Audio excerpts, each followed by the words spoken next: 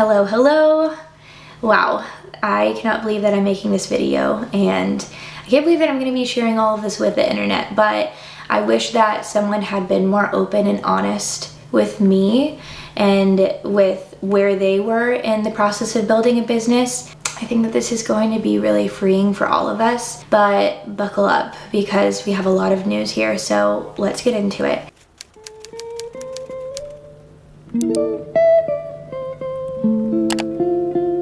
So as you know, I'm a business owner, I am a wife, I am so passionate about what I do, and I love the Lord so much. And I feel like around this time last year, I started to feel this tug to let things go.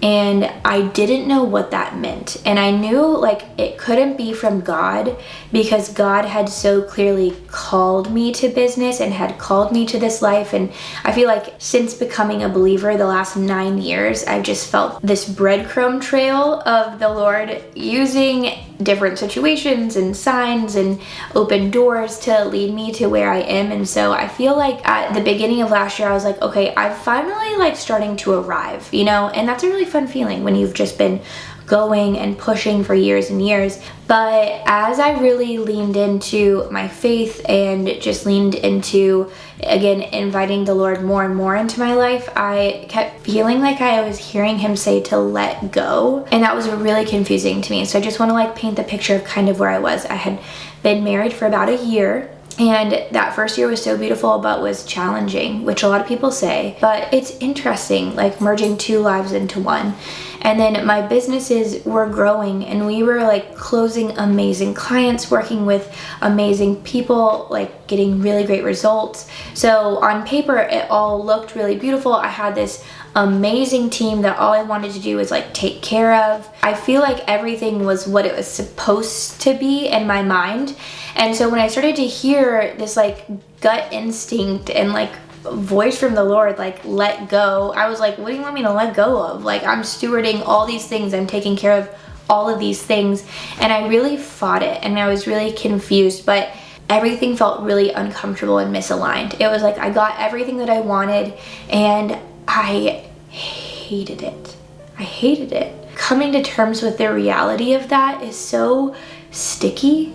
And I feel like people will get on stage and be like, I built this thing and I did this thing and, you know, and then I had to let it go. You like hear this story, but when you live it, it's very difficult to separate like your identity from your reality and what the Lord is doing when you can't see anything clearly. And so one, I just want you to know, like if you've ever felt misaligned or if you feel like things aren't fitting and things feel really hard and you're giving over yourself for everything, it's probably wrong. And it took me a long time to figure that out. I would say in March this year, I felt the Lord telling me in February to take a sabbatical. And I was like, yeehaw, let's rest. And then by the time I got to April, I was realizing like, wow, I don't know if life is how I want it to be, but it's not bad, right? Like everything doesn't actually have to go up in smoke and like crumble around you for it to be wrong or it to be something that's not aligned with where the Lord is calling you to. And that was really hard for me. Like everything didn't just go up in smoke. I just didn't feel correct about where I was, if that makes sense. And so I think that actually is a little bit harder when your life is good, but you are like, okay, what's great? And then realizing I can't work my way to great. I'm gonna have to release my way to great. So again, that was becoming very clear in April. I actually got a virus that caused me to relapse with mono. I had mono in college, and so you guys, I was literally just laying there for weeks just trying to figure out what was needed of me and what God was saying. And it was really in that stillness that I started to realize like, wow, I was told to let go of things, but I've been withholding. And I've been kind of like backwards engineering my life with God since then, and my business with God and my marriage with God to figure out where I've been off the mark. And I might have been close, like on the bullseye, but I wasn't hitting the mark that actually made sense for me and made sense for my life and where God was calling me. It has been a process to even just think through that. And it's been so painstaking, it's been so uncomfortable, but I've seen him in it. and it's undeniable that he's doing something. But I want to talk about how like it's really hard to let go of everything when you don't see a way through. I have really struggled with having like all the goals that I wanted to hit being mine, and realizing that one, there is no true destination, and two, God isn't always in the goodness of the world, right? Sometimes God's just in the dirt. Like sometimes you just have to simplify your life to be able to really fully hear him.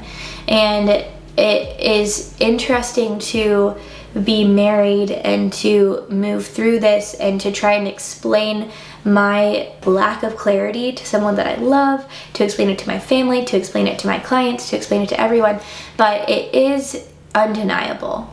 And I think that's what has been really cool about this. Like I know that there's something new and I don't know what it is, but I'm excited for it. I feel so good about this season because I feel like I'm finally laying everything down for God, and it is amazing. And I think what's really cool is it doesn't mean that I'm closing doors actually on any of the businesses. It's that I'm taking my hope out of them, and I'm not letting go of all my clients, but I'm being very selective about who is actually working with me. Where I was open to everything, I'm open to very little now.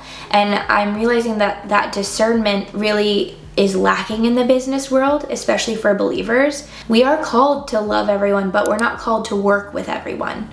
We're not called to be a slave to the workplace. We are called to be victorious and do life alongside the Lord. And I think I somehow got lost along the way with that at a point, but being able to claim it back has completely changed everything for me. And I just want to be so vulnerable and open with you guys because, again, no one ever told me these things. And you can know something in your head or in your heart and it can still be disconnected. And I feel like I'm finally moving into a season where I'm like clear and excited, and I just want you to know that that's possible. But being able to sit with the Lord and figure out the little asks that he's had within you, within your business, within your marriage that you may have disregarded, that's actually where a little breakthrough starts to happen. And I think when I started to go back to my breadcrumb trail and stop looking for the good things but for the God things, that's when everything started to change, and I really started to see true momentum in the direction that I was heading again. And so just because the number or the offer is high, or the person needs your help, or the market is going in a specific direction, does not mean you're called to it. It just means that there's opportunity, but there's endless opportunity in the kingdom of the Lord. Make sure that there's room on your plate for him to serve it. I feel like I've really changed because of this shift, and I want you guys to not have to make the same mistakes that I did. And so you're gonna see some changes around here.